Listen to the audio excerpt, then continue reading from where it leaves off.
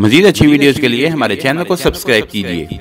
हज़रत जाबिर रज़ियल्लाहु अन्हु बिन अब्दुल्लाह रिवायत फरमाते हैं कि नबी करीम सल्लल्लाहु अलैहि वसल्लम ने एक मरतबा अपने घर वालों से सालन का पूछा। उन्होंने कहा कि हमारे पास सिरके के अलावा कुछ नहीं है। तो उन्होंने उसे तलब किया और फरमाया कि सिरका बेहतरीन सालन है। हज़रत उम्मे हानी रज़ियल्लाहु अन्हा रिवायत फरमाती हैं, हमारे पास नबी करीम सल्लल्लाहु अलैहि वसल्लम तशरीफ लाए और पूछा कि क्या तुम्हारे पास खाने के लिए कुछ है।